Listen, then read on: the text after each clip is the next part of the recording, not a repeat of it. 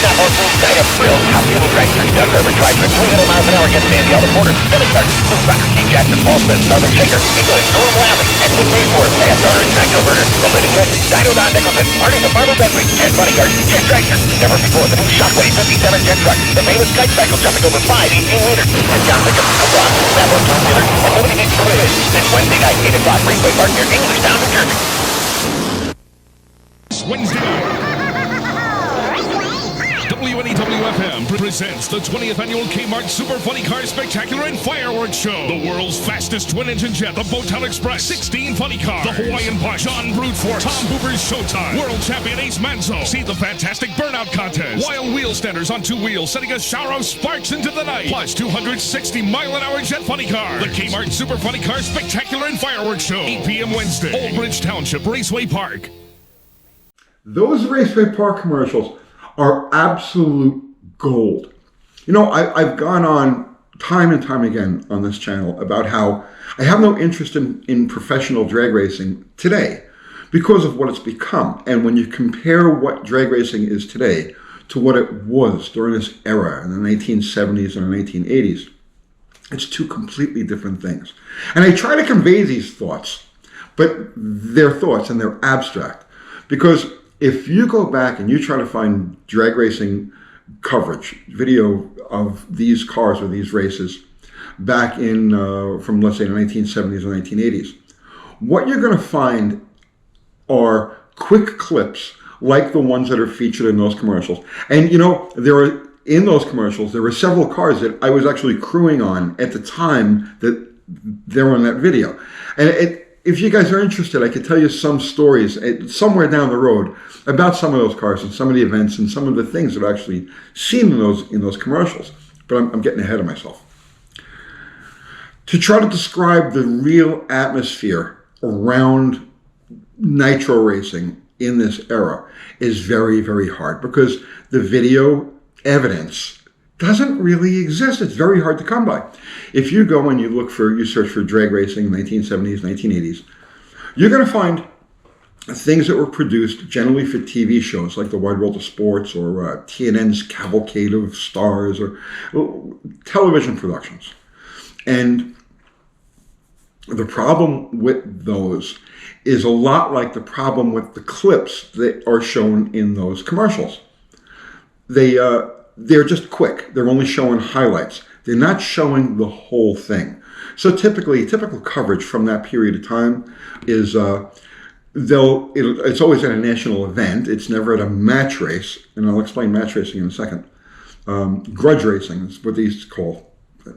But anyway, the video footage that you can find is generally taken from national events where you've got the top of the top cars. They never show the first round where all of the local guys and the little guys are racing. They only show the second round and up, and they cut out the character. Not for any reason other than to make it a slick package. The people who produce these things didn't really understand the essence of drag racing. They just understood, here, this is what we want to see. They want to see the car start, the body come down, the car do a burnout, and then they'll cut to somebody talking or doing an interview or doing something like that, always with a voiceover from the car, because you never really get to hear the car. And then they'll fast forward to the two cars pulling up to the staging beams and then making their run. And you never get to see the real character. So remember, back then, this is before the camcorder. This is before, well, the camcorder had just come in. But the video of this era, in the 1980s and the 1990s, taken from camcorders, is usually taken from the stands, very far away. The sound is weird and muted. The microphones on these things just were not geared for nitro cars. So what you generally see doesn't convey the message. And so I don't talk about it because I can't show you what I'm talking about until now. So I was looking through a Facebook group called Englishtown Memories. And man, I have a lot of Englishtown memories. So, okay, before I get into all of this, I have to give you my background with Englishtown, because this was my home track. Englishtown was 22 miles from my house. We used to call it my home away from home when I was there, but for periods of my life, I spent more time at Englishtown than I did at home. Englishtown was a very, very special place to me. It was where I saw my first real drag race. I saw my first real nitro cars, where I made my first run in a street car. It was where I did all of my magazine testing when I was working for like Cars Illustrated and those magazines. And then it was where I made my first run in a fuel car. It was where so many firsts from around 1977 until I walked away from the whole thing around 1999. Englishtown was my mecca. It was ground zero. And if there was anything special or unique, and especially if it had to do with nitromethane, I was there. Like, you look at the clips from those commercials, I was at every single one of those races. And the cars that are featured, some of the cars that are featured in those commercials, I was crewing on at the time that those commercials were filmed. And if you guys are interested, I could tell you some stories about those particular cars and those events, some of them that were, in the actual commercials there, those clips. If you're interested, I could tell you some stories about that stuff, but not right now. I want to give you the bigger picture. So, Englishtown was owned by the Knapp brothers, Richie and Vinnie Knapp. These guys built the track back in 1965, and they ran it until, health took Richie out. And then Vinnie passed away, the track was still active, but the match race days were over by that point. But I grew up at their feet. I mean, like, almost literally. So I came from an extremely anti-car family, anti-car background. I was up with this stuff. And my story, guys my age all have the same similar story. We grew up when we were kids, we were 8, 9, 10 years old. We grew up building car models and reading the car magazines and studying this stuff as much as we could. We would watch the TV. The Wide World of Sports would show 2 races every year. It's like in the 1970s. They'd show the Winter Nationals from Pomona, and they would show the U.S. Nationals from Indy. And this was the most important event in the world to us as 10-year-old, 12-year-old, 13-year-old kids. I remember when the Wide World of Sports, when they would start to show the previews, let's say for Pomona or for Indy, it was always on Channel 7 in New York, WABC. And for the week leading up to that Saturday broadcast of the Wide World of Sports, my TV was only on Channel 7. I'd wait for the commercials just to see the coming attractions. It was the most important thing in the world. This is how obsessed I was. And not just me, but a lot of guys. So I said, Englishtown was 22 miles from my house. It was my home track. And those Raceway Park commercials were run constantly on the radio and the television. And in New York City, those commercials had a very profound cultural message. It was a message of hope, okay? Because, and not to car people, to the regular population. Because back then, after a brutal New York City winter with all of the ice and the slush and the snow and just the grayness, those first Raceway Park commercials that would start playing on the local TV and radio meant spring was coming. I kid you not. It was like a celebration when the Raceway Park commercials would start popping up at the end of March. It's the Polaroid Kmart US All-Pro Funny Car Championship. 32 funny cars. See the wild burnout contest with the world's fastest funny car, John Brute Force, defending champion, the Black Magic. A funny car tug of war right on the track. See all the funny cars fire up at the same time, California style, including 4 jet cars side by side. Sunday afternoon at 2 o'clock at Old Bridge Township Raceway Park near Englishtown, New Jersey. So, at any rate, on this group, on this Englishtown Memories group on Facebook, Richard Knapp, who's the son of Richard Knapp Sr., founder of the track, has been posting video clips from the Englishtown archives. Now, like I said, it's almost impossible to convey what these cars looked like and what they sounded like back in the day, and why we became so hooked on these things. I can show you now. I can finally show you. I've got raw, unedited, full sound clips, and I'm going to show them in a second. Just back to my story.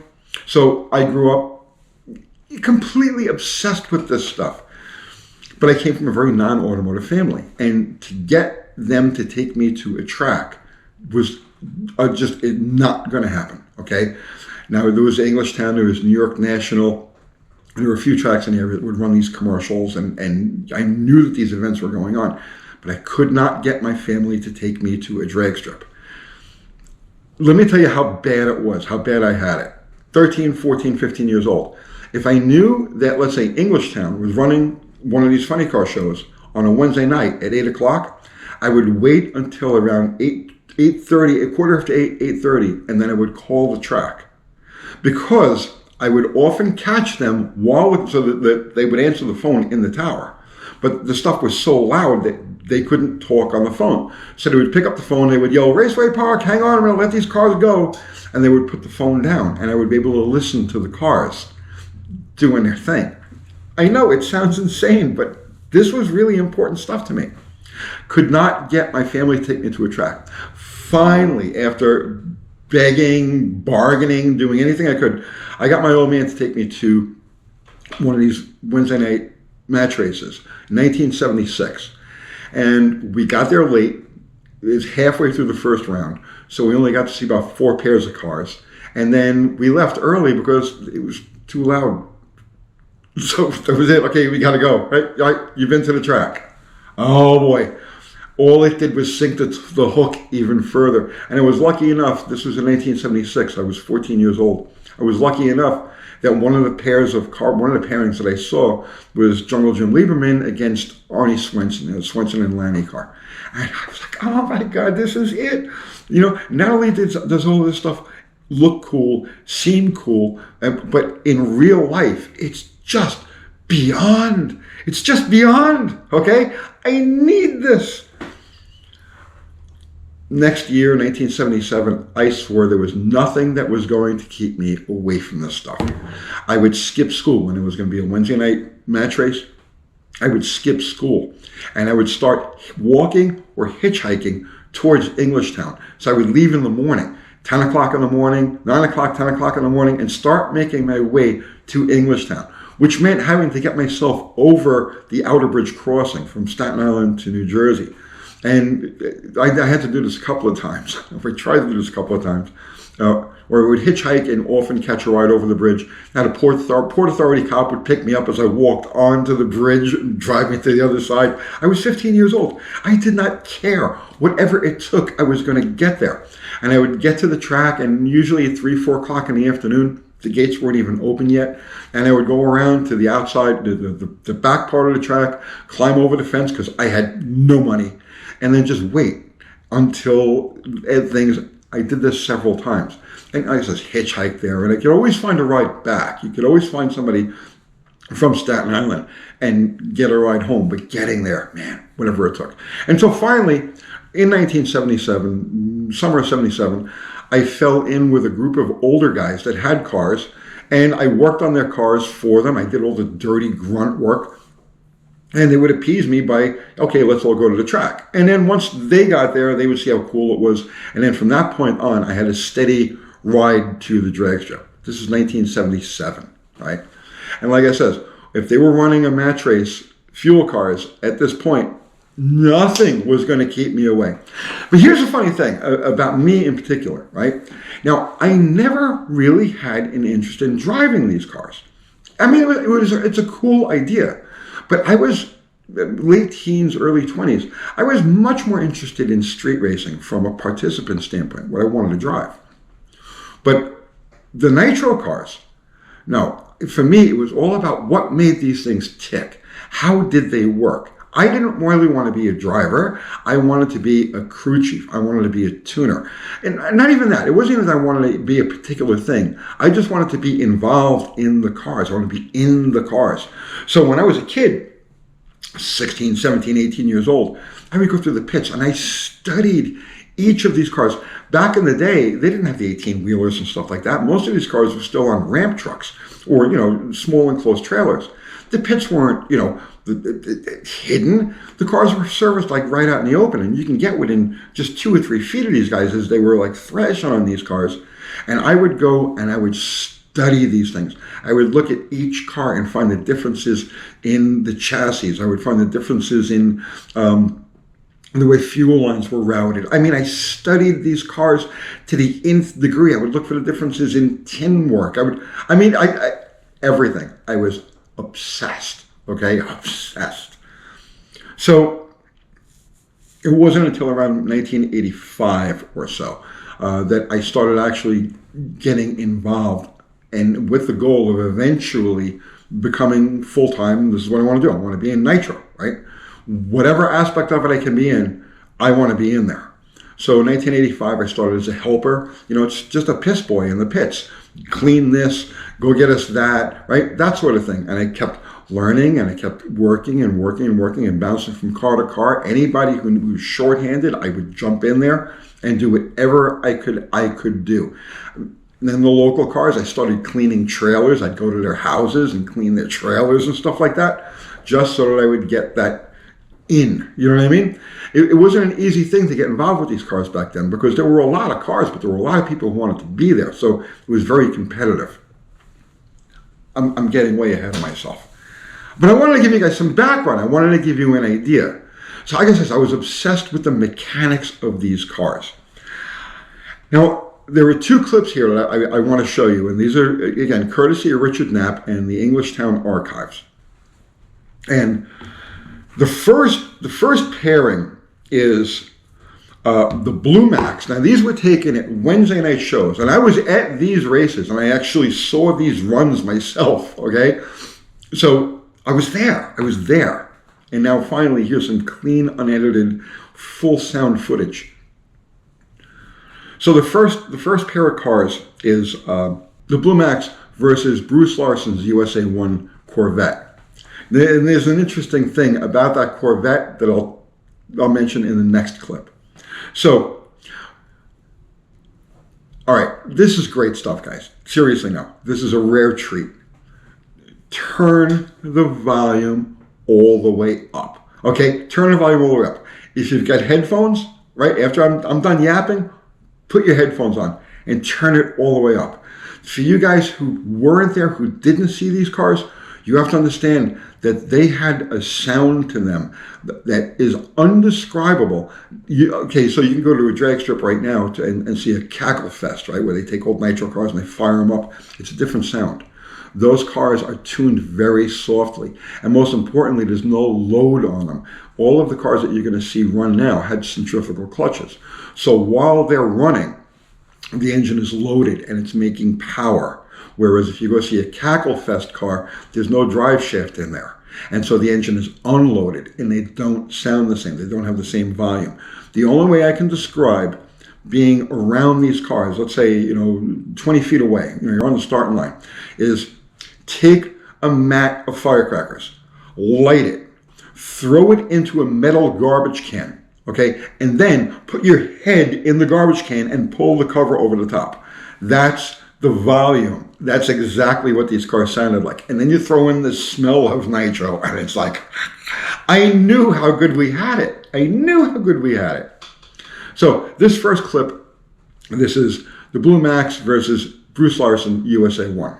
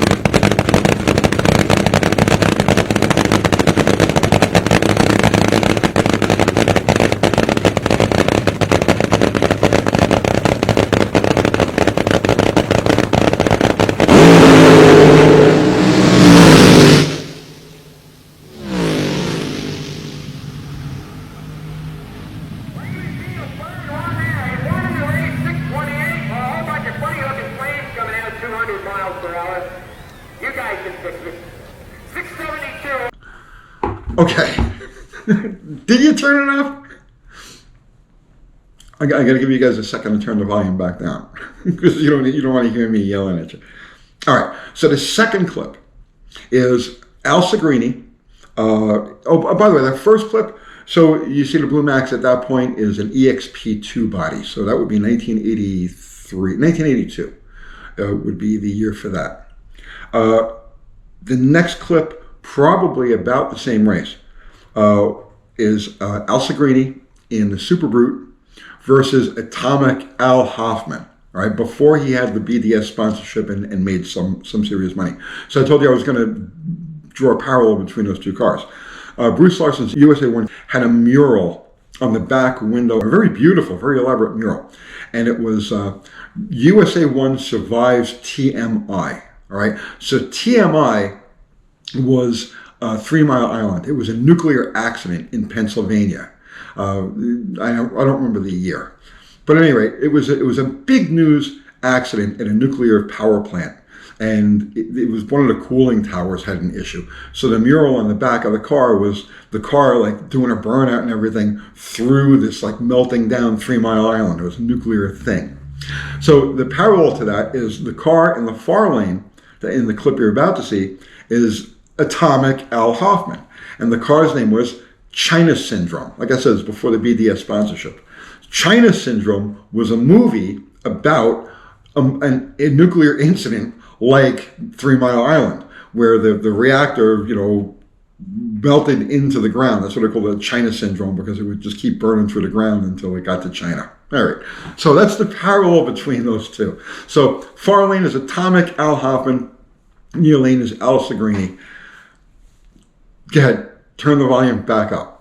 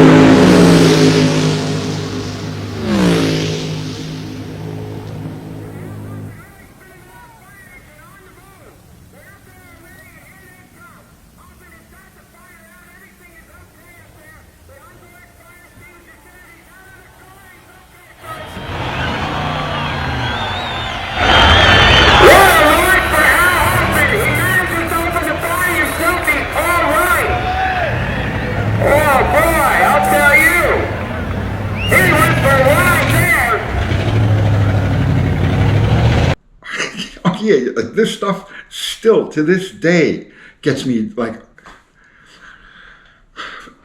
All right, now let me explain a couple of things that you saw in those clips. And the first is you see the cars are doing what they call dry hops. Now the dry hop was a common procedure before the clutch management days, before 1985 or so. The dry hop, the purpose of the dry hop was to work in the clutch. Okay, because these cars they all had 3-disc centrifugal clutches, Crowler glides. So the purpose of the dry hop, after the burnout, because during the burnout, the clutch isn't slipping, the tires are slipping. So you back up from the burnout, and then you do a dry hop, okay? And the dry hop was to get the clutch to like lock in and get hot. And you would do a couple of them. It was also a way for the driver and the crew chief to read the way the car was going to leave, to watch the tires and see if it was going to slip or not. So typically, racers would do at least one, often two, sometimes 3 or more dry hops in preparation for staging the car and going. Now, if there was any question about traction, and remember, today we have no prep, it's a big deal. Well, back then, especially during the match race days, it was all no prep. they didn't really start spraying the tracks regularly until around 1984, 1985, 1986. So match races like these were like no prep. So you had to supply your own glue. So if during the dry hops, the car didn't stick, a crewman would grab a gallon of VHT, which was a glue, traction compound, and they would pour it in front of each tire. Now with that, the driver would move the car slowly into the glue, the little puddles of glue, hold the brake really tight, and then warm the throttle. And then what would happen, the car would spin the tires in the glue. And depending on how hard the driver was pulling on the brake, the back end would hop off the ground. It would jump off the ground. That's what you're seeing there. Those are the glue burnouts.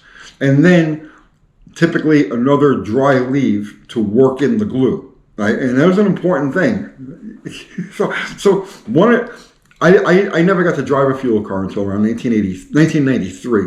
And one of the mistakes I made was I did a glue burnout with this car, but I got distracted. This was kind of a new experience to me. So I got distracted. I did the burnout, backed up, decided I was going to do a glue burnout because the track was just cold and nothing on it. So my guy poured a little puddle of glue in front of each tire. I pulled forward, I romped the throttle, and then I was distracted by just everything that was going on.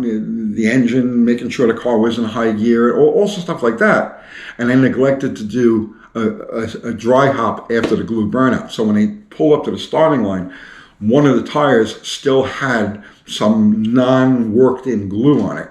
And when I hit the throttle, it spun and the car made an instant right. But anyway, that's what a dry hop and a glue burnout, what you saw those cars doing was. And that was the norm. This was done even at national events. The stuff that was on TV, they cut all of that out because it wasn't important to them. But it was the essence. It was the essence of these things. It's where the magic was. And you see what I'm talking about. Boy, I could talk about this forever. And this video is 24 minutes long. I didn't want it to be 24 minutes long. I just wanted to show you 2 quick clips. But, I really love this stuff. If you guys are interested, like I said, I have a couple of stories concerning clips that were in those commercials that I was participant of. Maybe we could do some follow-ups on that. And the Garlits blowover. You guys all remember the Garlits blowover. I was on the starting line for that. We could tell you a story about that one too. So I hope you enjoyed those as much as I did. Richie Knapp, thank you so much, man. Greatly appreciate it if you give me permission to use those. And hopefully he'll dig up some more of that raw, unedited, full sound footage. And if he does, I will absolutely show you guys. I'll see you tomorrow.